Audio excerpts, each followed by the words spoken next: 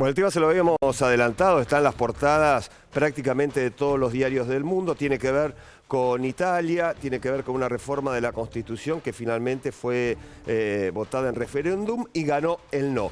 Es uno de los temas del día en materia internacional, Fernando, Sí, y estamos con un colega, con un invitado. Claro, estamos junto a Guido Gasoli, quien nos va a tratar de explicar, para que entendamos, este referéndum que se vivió en la República Italiana y este resultado que es contra, en definitiva, también Matteo Renzi. No es un resultado inesperado. Ajá. Es un resultado. Para Matteo Renzi no es una derrota, más. Por eso se tuvo que ir y todos esperan que se vaya también del Partido Democrático.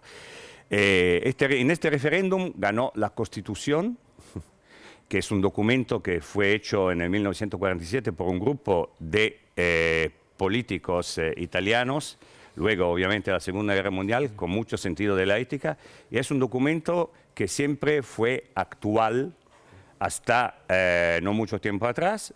Es un documento que, claro, tiene que ser ahora actualizado vivimos en un mundo global que no es más el mundo de los años 50, pero se necesita de la participación de todos, se necesita de una nueva constituyente. Además, porque Italia, cosa que no se sabe mucho en la Argentina, es un país en recesión desde hace años. Ajá. Es un país que no produce más. Es un país donde, por ejemplo, el índice de compra de alimentos tiene signo negativo desde hace 5 años. La última vez fue en el 1946. Es un país donde las leyes hechas por los últimos 3 gobiernos, que fueron gobiernos nombrados por el presidente, o sea, no por elecciones de la gente, prácticamente cancelaron toda la reforma laborales, todos los derechos laborales. Ahora una persona puede ser echada con 8 sueldos y cancelaron también los derechos a la gente de opinar. Prácticamente lo que se transformó Italia desde una democracia en una oligarquía. Bueno, el voto de ayer fue muy importante. Yo considero esta fecha histórica porque finalmente la gente dijo, estamos nosotros también y queremos participar.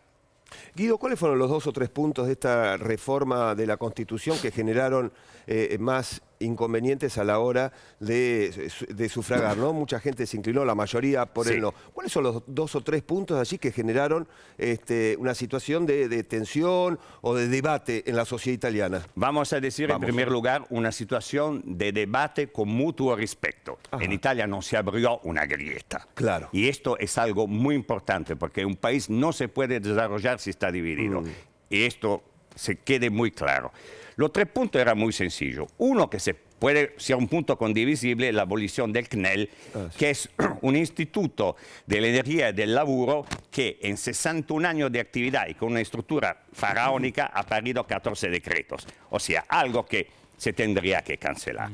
Pero los puntos clave de esto fue disminuir el número de senadores, que fue presentado como un ahorro de gastos. Disminuir el número de senadores hubiera comportado que el Senado era prácticamente ¿cómo se puede decir? El que ponía el timbre a las decisiones, el sello a las decisiones de la Cámara de Diputados, prácticamente. Entonces no iba a tener ningún valor desde el punto de vista político.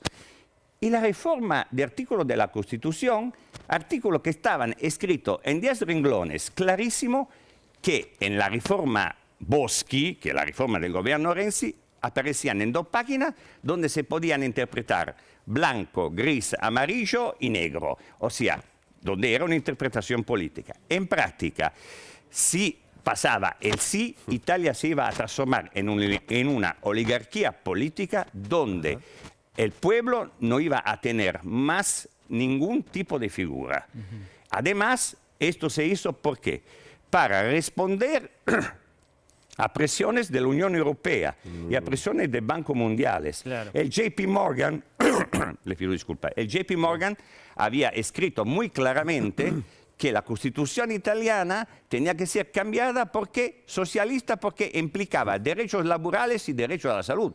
Pero, te digo yo, porca miseria, el pueblo tiene que tener derecho laboral y el derecho a la salud es sagrado. ¿Cómo sigue la situación italiana? La situación italiana sigue en este punto, que ahora hoy Renzi se va a resignar su cargo al presidente Mattarella. El presidente Mattarella tiene tres opciones. La primera opción es de nombrar un gobierno copia-pega de Renzi, que es obviamente un error. La segunda decisión es de nombrar un gobierno técnico, que ya fue un error a la época de Napolitano, que nombró Monti, hombre de la UE y técnico, y todos sabemos que prácticamente desde ahí cambió toda la ley de jubilación. La tercera sería adelantar las elecciones para que también el pueblo pueda participar y podemos hacer un gobierno donde todas las partes políticas sean juntos, un gobierno de unidad nacional que finalmente, porque nosotros italianos cuando somos apresurados solucionamos los problemas, si no somos apresurados damos tiempo al tiempo, que este gobierno de unidad nacional pueda finalmente sacar Italia de la grandísima crisis en la cual está. Es un dato bastante importante que volvió la emigración masiva de jóvenes hacia países europeos y casi 4.000 jóvenes cada año se vienen a la Argentina donde encuentran trabajo y encuentran el futuro que Italia no le puede dar. Guido Gasoli, gracias por hacernos en definitiva. Muchísimas gracias y le deseo todo lo mejor a este lindísimo país. Gracias, muy amable.